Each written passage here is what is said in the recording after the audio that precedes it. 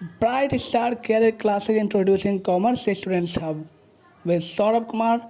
Our motives and objectives: learn accounting in easy way to provide better facilities of classroom. Today's topic is objective functions, limitations, role and advantages of accounting. Please continue. Namaskaram. Good morning, my dear students. Welcome once again in Commerce Students Hub. This is facilitates only commerce subjects. Okay. आज हम इस जगह पर एकत्रित हुए हैं आपको online classes, online study materials provide कराने के लिए, और वो भी क्लास बेसिस पर, जैसे 20 मिनट, 30 मिनट, 45 मिनट्स के जो क्लासेस होते हैं उसके बेसिस पर. ओके. तो यहाँ आपको पढ़कर आपको क्लास की जो फीलिंग होती है वो आप गेन कर सकते हो, और उससे आपको और ही अच्छी अच्छी चीजें सीखने को मिलेंगी. तो मैं आप सबको स्वागत करता हूं अपने इस चैनल पे. ओके. तो आज का जो टॉपिक है हमारा class 11 accountancy chapter 1 introduction to accounting का, कि अकाउंटिंग जो है वो उसका ऑब्जेक्टिव क्या है, फंक्शंस क्या है, लिमिटेशंस क्या है, रोल ऑफ अकाउंटिंग या फिर एडवांटेज क्या है. मतलब जो रोल ऑफ अकाउंटिंग है वही उसका एडवांटेज भी है. तो हम आज इसी चीज के बारे में पढ़ेंगे. हमने लास्ट जो वीडियो तैयार किया था, लास्ट जो हमने क्लास किया था, उसमें हमने पढ़ा था कि अकाउंटिंग क्या होता है, बुक कीपिंग क्या होता है, अकाउंटेंसी क्या होता है, जिसमें आपको बताया गया था कि अकाउंटिंग जो होता है वह एक प्रोसेस है जिससे एक अकाउंट्स तैयार किया जाता है, फाइनेंशियल स्टेटमेंट तैयार किया जाता है. बट अकाउंटेंसी जो है उस प्रोसेस का स्टडी है. मतलब अकाउंटिंग जो है सो उसका स्कोप वाइड है, वो उसमें बहुत सारी चीजें इंक्लूड होते हैं. पर अकाउंटिंग क्या है, एक प्रोसेस है, और अकाउंटेंसी में उस प्रोसेस को हम स्टडी करते हैं. और बुक कीपिंग अकाउंटेंसी का ही पार्ट है, जिसमें हम, जो कि अकाउंटिंग प्रोसेस का जो पहला स्टेप है वही बुक कीपिंग है. मतलब प्राइमरी पार्ट जो होता है वो है बुक कीपिंग, फिर सेकेंडरी है आपका अकाउंटिंग. इसमें जो भी स्टार्टिंग का होता है, जो फर्स्ट स्टेज होता है, फर्स्ट स्टेज मतलब जर्नल करना, ठीक है, और उसके बाद क्लासिफाई करना. क्लासिफाई मतलब होता है लेजर, ठीक है. ये दो चीजें जो होती हैं वो किसमें होता है, फर्स्ट स्टेज बुक कीपिंग में, ठीक है. और सेकेंड स्टेज में क्या होता है हमारा, हम तैयार करते हैं फाइनेंशियल स्टेटमेंट, मतलब trading account, profit and loss account और बैलेंस शीट, और उससे पहले भी हम करते हैं ट्रायल बैलेंस. तो यहां इस बुक कीपिंग के हेल्प से हम करते हैं financial statement prepare. Book keeping के केस में कहता है कि यहां जब रिकॉर्डिंग होती है ट्रांजैक्शंस की, तो उसके लिए कोई स्पेशल स्किल्स नहीं चाहिए होता है, वो बस थोड़ी सी ट्रेनिंग चाहिए होता है, क्योंकि वो रिकॉर्ड होता है, वो रूटीन बेसिस होता है, वो हमेशा डेली जैसे जैसे ट्रांजैक्शन होगा वैसे वैसे रिकॉर्ड करता जाएगा, ठीक है. बट उसको क्लासिफाई भी उसमें किया जाता है, तो उसके लिए थोड़ा सा स्किल्स चाहिए होता है किसी को रिकॉर्ड करने के लिए. बाकी ज्यादा स्किल्स नहीं चाहिए. जो एक्सपर्ट होता है, वो एक्सपर्ट जो होता है वो सिर्फ और सिर्फ अकाउंटेंट्स होते हैं, जो उसके बारे में ज्यादा स्टडी करते हैं. तो अकाउंटिंग प्रोसेस के लिए आपको क्या चाहिए, स्पेशल स्किल चाहिए होता है, ठीक है. ये जो होता है बुक कीपिंग वो जूनियर स्टाफ करते हैं, और अकाउंटिंग जो है वो सीनियर स्टाफ करते हैं, ठीक है. ये रूटीन है, एक्टिविटीज है, और ये जो है अकाउंटिंग, ये जो है आपका एनालिटिक और डायनामिक नेचर का है, ठीक है. तो ये इन चीजों का हमने लास्ट क्लास में डिफरेंशिएट पढ़ा था, और उसमें ये भी पढ़ा था कि ब्रांचेज ऑफ अकाउंटिंग क्या है, मतलब अकाउंटिंग के ब्रांचेस कितने हैं. तो मैंने बताया था हमारे बुक में 3 है, बट हम 4 जानते हैं. कैसे, तो एक होता है कॉस्ट अकाउंटिंग, दूसरा फाइनेंशियल अकाउंटिंग, तीसरा मैनेजमेंट अकाउंटिंग, चौथा होता है ह्यूमन रिसोर्स मैनेजमेंट. तो कॉस्ट अकाउंटिंग में हम क्या देखते हैं, कॉस्ट अकाउंटिंग डील करता है उन सभी ट्रांजैक्शन से, कॉस्ट ऑप्टिमाइजेशन से, कॉस्ट को कंट्रोल करने से, जो भी हमारा ऑपरेशन होता है उसमें कितना कॉस्ट लगेगा उस चीज को कंट्रोल करते हैं कॉस्ट अकाउंटिंग की मदद से. इसके बाद दूसरा है फाइनेंशियल अकाउंटिंग. फाइनेंशियल अकाउंटिंग क्या होता है? जो हमारे फाइनेंशियल ट्रांजैक्शंस पर ध्यान रखता है, मतलब जो बिजनेस है उसमें जो भी फाइनेंशियल ट्रांजैक्शन होते हैं उसका ध्यान रखता है, फाइनेंशियल रिकॉर्ड करता है। ठीक है, तो जितने भी ट्रांजैक्शन होते हैं फाइनेंशियल अकाउंटिंग में, उसको जैसे इन्वेस्टमेंट हो गया, ठीक है, क्लासिफाई करता है, आइडेंटिफाई करता है इन बिजनेस में फाइनेंशियल ट्रांजैक्शंस को, मतलब पहचानता है कि क्या पैसे से लेकर मॉनेटरी फॉर्म में जो भी ट्रांजैक्शन होंगे वो सभी फाइनेंशियल इन्फॉर्मेशन में जाएगा, अकाउंटिंग में जाएगा। ठीक है, इसके बाद आता है आपका मैनेजमेंट अकाउंटिंग। मैनेजमेंट अकाउंटिंग जो होता है वो डील करता है हर चीज से, हर चीज मतलब finance management, cost management, in production management, हर चीज से वो डील करता है और उसमें डिसीजन लेते हैं बाकी सभी अकाउंटिंग के से कि किस तरीके से हम और आगे बढ़ सकते हैं, कंट्रोल कहाँ करना है, मैनेज कहाँ करना है, किस चीज को कहाँ पर सेक्रीफाइस करना है, उन सभी चीजों को जो डायरेक्शन होता है, बोर्ड ऑफ डायरेक्शन होता है, वो क्या करते हैं, उसका डिसीजन लेते हैं। ठीक है, इसके बाद होता है human resource management. Human resource management में क्या होता है कि ह्यूमन रिसोर्स मैनेजमेंट में जो हमारा ह्यूमन होते हैं, मनुष्य जो होता है, जो वर्कर्स होते हैं, वो भी एक तरह का एसेट्स कहलाता है, रिसोर्सेज कहलाता है। क्यों? क्योंकि वो अपनी स्किल्स के बदौलत हमारे प्रोडक्ट को बढ़ाता है, हमारे मैनेजमेंट को डिसीजन लेने में हेल्प करता है। तो यहाँ पर हम ये कह सकते हैं कि जो मैनेजमेंट है, जो अकाउंटिंग का पार्ट है, वो इतने पार्ट्स में डिवाइड है। कितने पार्ट्स में? 3 पार्ट्स में, और क्लासिकली अगर देखा जाए मॉडर्न वे में तो वो 4 भी हम कह सकते हैं। ठीक है, अगला है आपका जो आज का टॉपिक है वो है objective, functions, limitation and role of accounting. तो आज जो भी ये वीडियो देख रहे हैं, अगर नॉन कॉमर्स स्टूडेंट हैं या फिर कॉमर्स स्टूडेंट हैं, सभी को फायदा होना है, क्योंकि अकाउंटिंग जो है हमारे डेली लाइफ में किस तरीके से यूजेबल है, हम किस तरीके से यूज कर सकते हैं, ये हम आज के इस लेक्चर में पढ़ेंगे और जानेंगे। ठीक है, तो सबसे पहले हम जानते हैं कि अकाउंटिंग तैयार करने का हमारा उद्देश्य क्या है। अकाउंटिंग जो प्रोसेस हम अडॉप्ट करते हैं उसका उद्देश्य क्या है, ऑब्जेक्टिव क्या है। तो सबसे पहला ऑब्जेक्टिव है मेंटेनिंग फाइनेंशियल रिकॉर्ड्स, मतलब अकाउंटिंग प्रिपेयर करने का जो सबसे पहला ऑब्जेक्टिव है वो ये कि हम रिकॉर्ड करते हैं फाइनेंशियल ट्रांजैक्शंस का, उसको मेंटेन करते हैं। ठीक है, उसको हम सिस्टमेटिक वे में रिकॉर्ड करते हैं ताकि बाद में हमें दिक्कत ना हो समझने में, हमें या किसी भी यूजर्स को। ठीक है, दूसरा डिटरमाइनिंग प्रॉफिट एंड लॉस। जब हम ट्रांजैक्शंस रिकॉर्ड करते हैं तो उसके बाद हम उसमें डिफरेंस निकालते हैं, जिसमें हम पता लगाते हैं कि हमारे को इनकम प्रॉफिट कितना हुआ है और लॉस कितना हुआ है, मतलब कितना हमारे पास आया है, कितना हमारे से गया है। तो जब हम दोनों का डिफरेंस निकालते हैं, अगर प्रॉफिट ज्यादा है तो हमें प्रॉफिट निकलता है, लॉस ज्यादा है तो लॉस, जिससे हम डिसाइड करके हम मैनेजमेंट में डिटरमाइनिंग फाइनेंशियल पोजीशन, फिर उसके बाद हम डिसाइड करते हैं कि हमारा फाइनेंशियल पोजीशन क्या है। ठीक है, फाइनेंशियल पोजीशन मतलब हम जो बैलेंस शीट तैयार करते हैं उसमें हमें पता लगता है कि जो बैलेंस शीट है उसमें लायबिलिटी और एसेट्स होते हैं। एसेट्स हमें बताता है कि हमारे पास पूरे साल का कितना हमारे पास संपत्ति बच गया, और लायबिलिटी बताता है कि हमें पूरे साल में कितना और देने रह गए हैं और हम कहाँ कहाँ रिस्पॉन्सिबिलिटी हमारी है। तो इन सब चीजों का जो होता है हम ऑब्जेक्टिव है फाइनेंशियल पोजीशन, मतलब डिटरमाइन करते हैं हम फाइनेंशियल पोजीशन अपनी। ठीक है, उसके बाद हम देखेंगे फैसिलिटेटिंग फाइनेंशियल मैनेजमेंट। उसके बाद जब फाइनेंशियल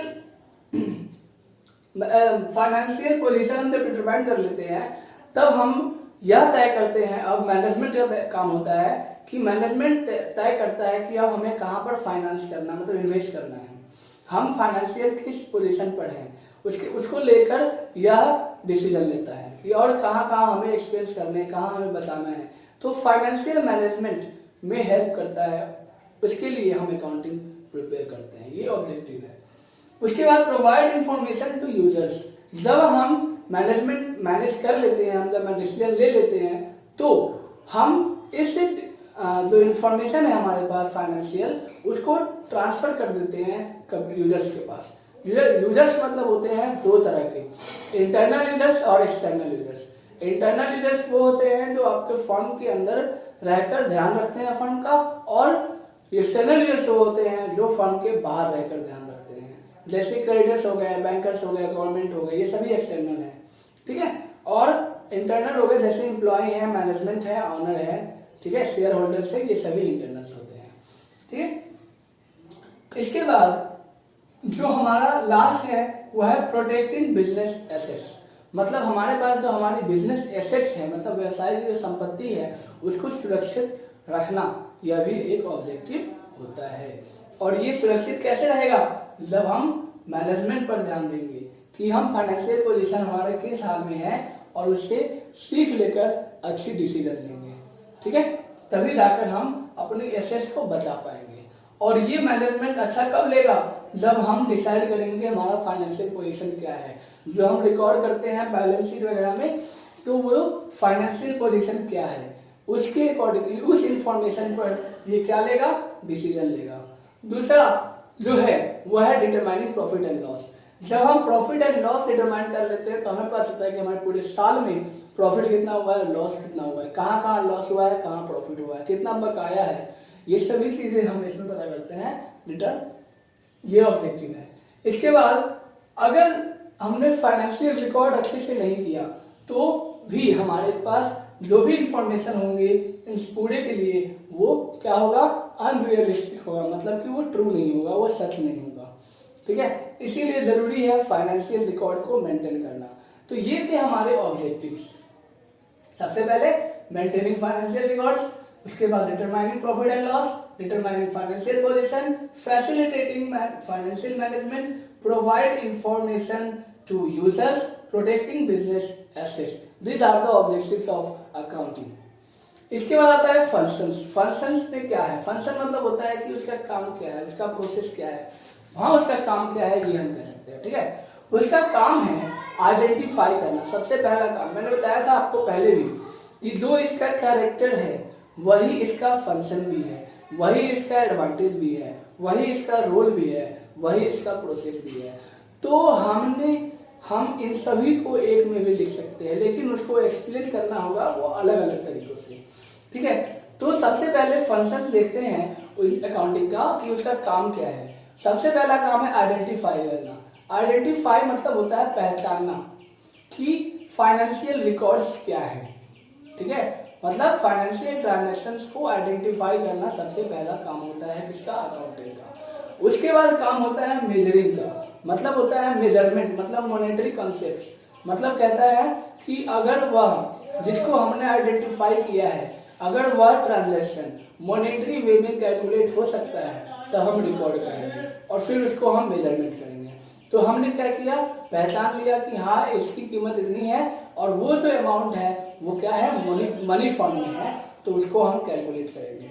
और जब हम टोटल कैलकुलेट कर लेंगे एक उस पार्टिकुलर ट्रांजैक्शंस का, तो फिर उसको हम ट्रांसफर करेंगे कहाँ पे, रिकॉर्डिंग में। मतलब अब हमारा काम है उसका रिकॉर्डिंग करने का। और रिकॉर्डिंग पता है आपको हम कैसे करते हैं, रिकॉर्डिंग जर्नल में होता है। कहाँ, डायरेक्ट हम उसको रिकॉर्ड करते हैं डेली बेसिस पर, सिस्टमेटिक और क्रोनोलॉजिकल मैनर में उसको हम रिकॉर्ड करते हैं और वो रूटीन वर्क होता है। तो उसको हम सबसे पहले कहाँ पोस्ट करते हैं, जो भी ट्रांजेक्शन होता है उसे हम सबसे पहले रिकॉर्ड करते हैं जर्नल में। मतलब journal is a primary book of accounting, ठीक है। इसके बाद आता है क्लासिफाई करना।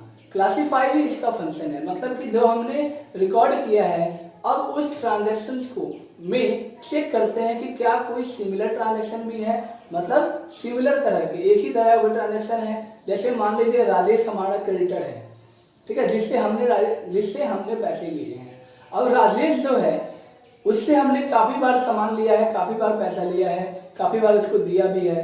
तो हम क्या करते हैं कि एक राजेश का अकाउंट ओपन करते हैं और उसमें दो साइड होता है, डेबिट एंड क्रेडिट, ठीक है। लेजर में दो साइड होते हैं, डेबिट एंड क्रेडिट। तो जो भी हम पेमेंट करते हैं उसको लिख देते हैं, उसको हम लिख देते हैं किसमें, राजेश के अकाउंट में, और जो भी एक्सपेंस होगा या फिर इनकम होगा उसको हम राजेश के अकाउंट में लिख देते हैं, ठीक है। तो इस तरीके से क्लासिफाई करते हैं, सिमिलर ग्रुप्स ऑफ ट्रांजैक्शंस को एक ग्रुप में डालना, ठीक है। उसके बाद है एनालिसिस, इसका हम एनालाइज करते हैं, या फिर हम फाइनेंशियल स्टेटमेंट, एनालिसिस को हम अदर वे में कह सकते हैं प्रिपेयर फाइनेंशियल स्टेटमेंट, मतलब trial balance, trading and profit and loss account और बैलेंस शीट तैयार करते हैं इसमें, और इससे हम अपनी फाइनेंशियल पोजीशन का पता लगा पाते हैं कि हम फाइनेंशियली किस स्टेज पे हैं। इसके बाद हम करते हैं इंटरप्रेटिंग। इंटरप्रेटिंग का मतलब होता है कि जो भी हमारे पास फाइनेंशियल इंफॉर्मेशन है उसको इंटरप्रेट करना है, मतलब होता है उसको अच्छे से विस्तार करना, उसे बताना, समझना, ये होता है इंटरप्रेट। इसके बाद है कम्युनिकेटिंग। कम्युनिकेटिंग का मतलब है कि हम जो भी ट्रांजेक्शन फाइनेंशियल इंफॉर्मेशन है जो हमने इंटरप्रेट किया है, आपस में जो रिजल्ट हमने उसका कंक्लूजन निकाला है, वो उसको हम क्या करेंगे, कम्युनिकेट कर देंगे यूजर्स के पास। अगर लॉस हुआ है हमें तो हम बताएंगे यूजर्स को कि हमें लॉस हुआ है और हमने इस लॉस से बचने के लिए, इस लॉस को कम करने के लिए हमने और भी क्या क्या एक्टिविटीज की है और भी हमने क्या क्या काम किया है, इस सब चीज़ों के बारे में हम यूजर्स को बताते हैं। असिस्टेंस ऑफ मैनेजमेंट, इस अकाउंटिंग का फंक्शन ये भी होता है कि जो भी इंफॉर्मेशन है उसके आधार पे मैनेजमेंट जो है वो डिसाइड करता है और डिसीजन लेता है, तो यह असिस्टेंस ऑफ मैनेजमेंट में भी फंक्शन करता है, ठीक है। इसके बाद आता है आपका लिमिटेशन। लिमिटेशन मतलब होता है कि अकाउंट जो है सो कहाँ पर जाके काम नहीं करता, मतलब अकाउंटिंग का जो डेफिनेशन है वो कहाँ पर काम नहीं करता है, ठीक है। उसकी सीमित जो है एक होता है ना लिमिट, वो कितनी है। तो सबसे पहले अकाउंटिंग जो होता है वो जरूरी नहीं कि पूरा एग्जैक्ट हो, मतलब फुली एग्जैक्ट पूरा सही हो, क्योंकि कुछ ट्रांजेक्शंस होते हैं जल्दी जल्दी में छूट जाते हैं, कुछ गलत अमाउंट हो जाता है, तो हम इस आधार पर हम कह सकते हैं कि अकाउंटिंग जो है सो फुल्ली एग्जैक्ट नहीं हो पाएगा। जैसे मान लीजिए कि हमने राधे से लिया 10,000 रुपये और हमने 10,000 की जगह पर 1 0 कम कर दिया, तो वो हो गया 1,000, तो हमने रिकॉर्डिंग कर दिया 1,000, तो उस 1,000 के बदौलत जो 9,000 का डिफरेंस आएगा, ठीक है, वो 9,000 का डिफरेंस क्या हमें फाइनेंशियल जो इंफॉर्मेशन है वो सही दे पाएगा, नहीं दे पाएगा।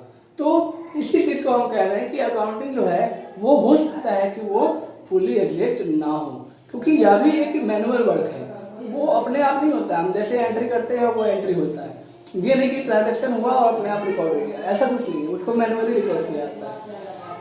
तो accounting is not fully exact, unrealistic information, इसमें हो सकता है कि रियल इंफॉर्मेशन ना प्रोवाइड किया गया हो। आपने देखा होगा कि इंडिया में काफ़ी सारे या फिर वर्ल्ड में भी काफ़ी सारे स्कैम्स होते हैं, घोटाले। वो क्यों होते हैं? क्योंकि वो एक नतीजा है अनरियलिस्टिक इंफॉर्मेशन का, ठीक है, मतलब लोगों को झूठ बताकर गलत इंफॉर्मेशन देकर उनको अकाउंटिंग रियलिटी से दूर रखना, ये होता है अनरियलिस्टिक इंफॉर्मेशन, मतलब अनट्रू इंफॉर्मेशन, ठीक है। तो ये हो सकता है अकाउंटिंग जो है सो अनरियलिस्टिक हो, ठीक है।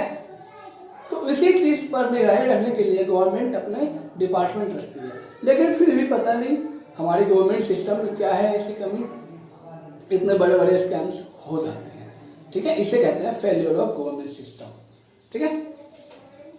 इसके बाद है इग्नोर क्वालिटेटिव एलिमेंट्स। आपको बताया गया था कि फाइनेंशियल इंफॉर्मेशन जो मॉनेटरी फॉर्म में है उसे कहा जाता है। इसका मतलब साफ साफ है कि अकाउंटिंग में जो है वो सिर्फ मनी बेस्ड, मतलब होता है क्वांटिटेटिव, ठीक है, क्वांटिटेटिव एलिमेंट्स को ही रिकॉर्ड करता है। क्वालिटेटिव मतलब होता है गुण, उसको रिकॉर्ड नहीं करता। जैसे मैंने बताया था कि कोई एक्सीडेंट होता है, एक्सीडेंट में कितने लोग मरे हैं या फिर कितना हमारे को संपत्ति का नुकसान हुआ है, ये नहीं देखता कि एक बिल्डिंग जल गया, 2 बिल्डिंग जल गया, एक टेबल जल गया, एक मेज जल गया, एक बोर्ड जल गया, ये चीज नहीं देखता। वो क्या देखता है कि कितने का नुकसान हुआ है। बिल्डिंग जला है, चलो मान लिया मैंने बिल्डिंग जला है, तो बिल्डिंग में कितने रुपए लगे थे, जो इलेक्ट्रिक वायर है उसमें कितना खर्चा हुआ, जो हमारा एसेट मशीनरी है उसमें कितना खर्चा हुआ था, तो वो जो अमाउंट है उसका रिकॉर्डिंग होता है। तो क्वालिटेटिव पार्ट्स को रिकॉर्ड नहीं करता है कौन, accounting. Ignore effects of price level changes. Market के जो प्राइस होते हैं वो हमेशा चेंज होता रहता है ना, लेकिन जो अकाउंटिंग है वो कहता है जो हमारे पास रिकॉर्ड है पहले से, बुक वैल्यू उसे रिकॉर्ड करता है। वो प्राइस क्योंकि डे बाई डे चेंज होते रहते हैं, तो उससे क्या होता है कि हमारे अकाउंट को थोड़ा सा प्रॉब्लम होता है। तो वो जो प्राइस लेवल है जो चेंज होता रहता है उसको रिकॉर्ड नहीं करता है, जिससे कि गलत इन्फॉर्मेशन भी मिलती है।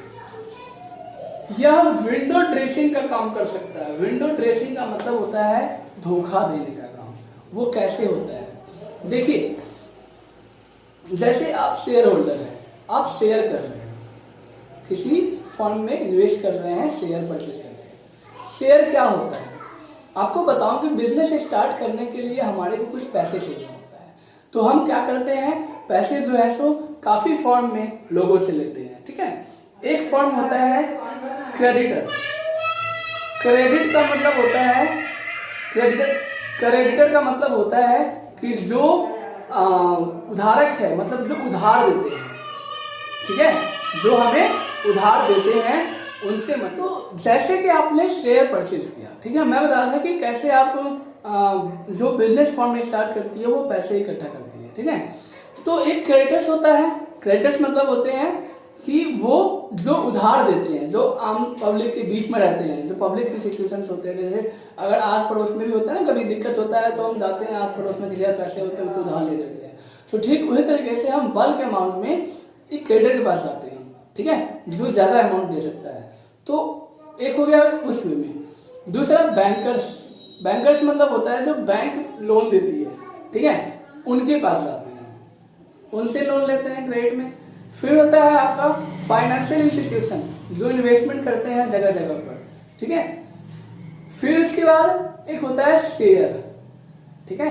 शेयर कंपनी क्या करती है, अपने कंपनी का जो प्रॉफिट होता है उसको लोगों में बांटती है। वो किस तरीके से बांटती है, शेयर के रूप में डिस्ट्रीब्यूट करती है, ठीक है। वो शेयर वो किसी भी रूप में हो सकता है। वो शेयर जो है ना, वो मार्केट होता है, शेयर मार्केट, जिसमें हमेशा शेयर प्राइस घटता बढ़ता रहता है according to the performance of business, ठीक है, बिजनेस रन। उसके बाद आपका होता है डिवेंचर। डिवेंचर एक तरह का शेयर के रूप में ही होता है, पर वो होता है कि अलग अलग कंपनियों से, अलग अलग लोगों से डिवेंचर के रूप में लेते हैं। एक रिकॉर्ड हो जाता है कि इसे देना पड़ता है, ठीक है। तो ये हो गया आपका किस तरीके से एक बिजनेस एस्टेब्लिश करते समय लोग पैसा लेते हैं। तो जो मैं बात कर रहा था शेयर का, तो शेयर जो होते हैं एक तरह से कंपनी के लिए, ये सभी चीजें लायबिलिटी हैं, पर शेयर होल्डर्स को ऑनर माना जाता है। क्यों? क्योंकि ये जो शेयर होल्डर्स होते हैं यह एक तरह का ऑनर होता है, मतलब बिना कुछ किए, बिना इन रिटर्न लिए स्टार्टिंग में, ठीक है, स्टार्टिंग में बिना रिटर्न लिए और बिना रिटर्न प्रॉफिट की भावना लिए हुए, मतलब प्रॉफिट का एक्सपेक्ट ना किए हुए वो उसमें वो करती है, इन्वेस्ट करती है। चलो ठीक है, तो मैं शेयर के बारे में बात कर रहा था कि शेयर जो होता है वो कैसे, शेयर किस लिए एक कंपनी का सबसे बड़ा चीज माना जाता है, मतलब क्यों। ये देखिए, शेयर जो कंपनी इशू करती है वो एक तरह से कंपनी के लिए वो लायबिलिटी तो है, ठीक है, लेकिन कंपनी क्या करती है, वो अपने प्रॉफिट में से उसको डिस्ट्रीब्यूट करती है। जितना प्रॉफिट होगा उसमें से लोगों शेयर होल्डर्स को डिस्ट्रीब्यूट करती है। और जैसे ही शेयर कोई खरीदता है तो उसको कंपनी जो है अपना उस परसेंट का मालिकाना हक दे देता है। मतलब शेयर होल्डर्स जो होते हैं वो डिसीजन लेने में, बिजनेस डिसीजन लेने में हेल्प देते हैं, कंट्रीब्यूट करते हैं, ठीक है। तो इस तरीके से तो वो शेयर होता है, वो जो इन्वेस्ट करते हैं शेयर होल्डर्स, वो स्टार्टिंग में एक्सपेक्ट तो करते हैं कि इन रिटर्न हमारे को फ्यूचर में इतना रुपया मिल सकता है अगर इसकी बिजनेस परफॉर्मेंस अच्छा है तो, लेकिन उसकी कोई सिक्योरिटी नहीं होती है कि हाँ वो जाकर उतना रिटर्न देगा ही देगा, क्योंकि मार्केट जो है इसका हमेशा कंटिन्यूअस है और चेंज होता रहता है। तो इसीलिए कि आगे दिक्कत ना हो, शेयर होल्डर्स को उनको ऑनरशिप दिया जाता है कि अब आप हमारे बिजनेस के डिसीजनशिप में रोल ले सकते हैं, ठीक है। तो ये है क्या, तो कंपनी के बारे में बता रहा था कि किस तरीके से विंडो ड्रेसिंग में काम करती है। तो शेयर मैंने कहा अपने प्रॉफिट में से डिस्ट्रीब्यूट करती है शेयर होल्डर को। अगर वो प्रॉफिट कम दिखाएगी तो शेयर होल्डर को पैसे भी कम देगी, रिटर्न कम मिलेगा। तो शेयर वो, और या फिर अगर वो अपनी प्रॉफिट ज्यादा दिखाती है तो शेयर होल्डर्स और ज्यादा इन्वेस्ट करेंगे, ठीक है। और ऐसे में क्या करते हैं कि शेयर होल्डर्स को ज्यादा पैसा ना देना पड़े, वो स्टार्टिंग में अपना प्रॉफिट दिखाते हैं जिससे कि शेयर होल्डर्स अट्रैक्ट हो जाते हैं और उसमें इन्वेस्ट कर देते हैं। लेकिन फिर धीरे धीरे बाद में रियलिटी पता चलता है इस कंपनी को तो लॉस हो रहा था, लेकिन इसने हमें चीट करके शेयर्स हमसे ले लिया और खरीदवा लिया हमसे, और फिर ये हमें लॉस दिखा रहा है, मतलब कि अब लॉस हो गया है कंपनी को। तो जो शेयर होल्डर्स हैं उनमें से किसी को मिल भी सकता है और किसी को नहीं भी मिल सकता है।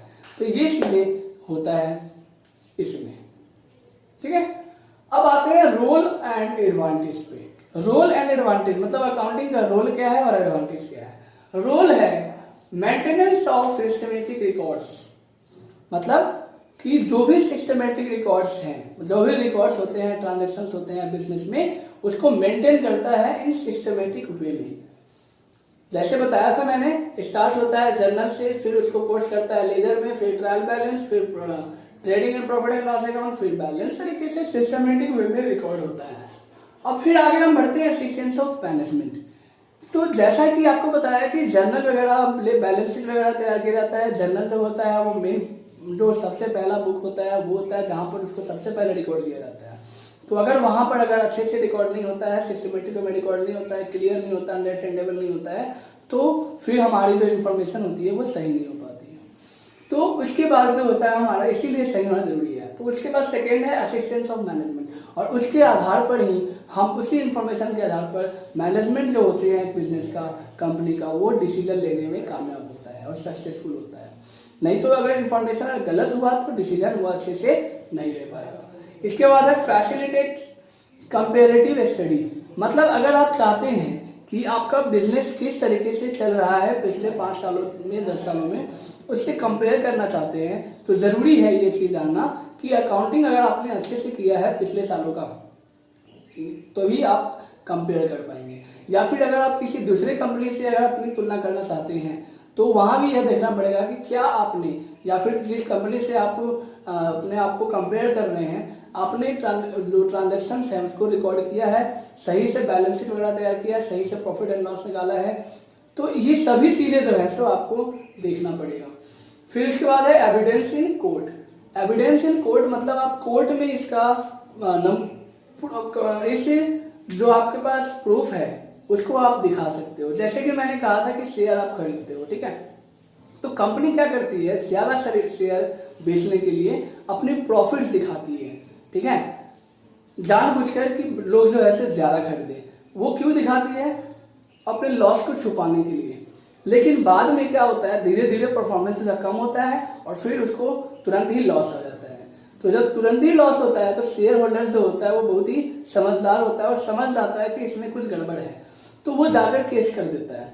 तो जब केस करता है तो उस समय कंपनी के पास एक ही लैंग्वेज होता है जिसको हम अकाउंटिंग कहते हैं, उसके आधार पर ही अपने आप को प्रूफ कर सकता है कि नहीं, मैंने जो अकाउंटिंग दिखाया, मैंने जो दिखाया है लॉस, वो रियलिटी है, वो ट्रू है। तो इस चीज को वो तभी दिखा पाएगी जब वो अकाउंटिंग अच्छे से क्लियर वे में, अंडरस्टैंडेबल वे में प्रिपेयर कर रहा है, हर उस स्टेप्स को पालन कर रहा है जो अकाउंटिंग स्टैंडर्ड्स और आईसीआईसीआई जो हमारी ICAI है वो तैयार की है। इसीलिए अकाउंटिंग को कहा गया है अकाउंटिंग इज एन आर्ट और अ साइंस। फिर इसके बाद आता है अदर्स में, देखिए हेल्प इन रिमेंबर ट्रांजैक्शन। देखिए ट्रांजैक्शन जो है सालों में, हर डेली जो है सो लाखों करोड़ों में होता है, तो उस ट्रांजैक्शन हमको याद नहीं रख सकते, हमारे माइंड में इतना स्टोरेज लेवल है नहीं, कैपेसिटी। तो इसके लिए जरूरी होता है डे बाय डे डेली जो है सो ट्रांजैक्शंस का रिकॉर्ड करना, ठीक है, और वो काम जर्नल में बखूबी होता है। बस हमें यह ध्यान रखना होता है कि वो कुछ गलत ना हो। फैसिलिटेट्स इन रेजिंग लोन, मतलब लोन्स लेने के लिए भी हमारे को अकाउंटिंग हमारे को हेल्प करता है, ठीक है। जैसे कि आपको बताया मैंने कि आप जैसे बैंक में जाते हैं लोन लेने के लिए, तो बैंकर से आपको लोन कब देते हैं, जब वो देखते हैं कि हाँ ये बंदा जो है सो फाइनेंशियल बहुत स्ट्रांग है, ये हमें लोन वापस दे सकता है, ठीक है, तभी जाकर वो वेरीफाई करता है कि हाँ कि इसको लोन दे दिया जाए। नहीं तो नहीं देता है। ठीक उसी तरीके से कंपनी का भी, कंपनी के परफॉर्मेंस को देखते हुए ही बैंकर्स भी लोन देता है। इसके बाद है facilitates in settlement of tax liabilities. मतलब अगर हमारा अकाउंटिंग अच्छा है, सही है, तो हमें टैक्स लायबिलिटी में भी कुछ डिस्काउंट मिल जाता है।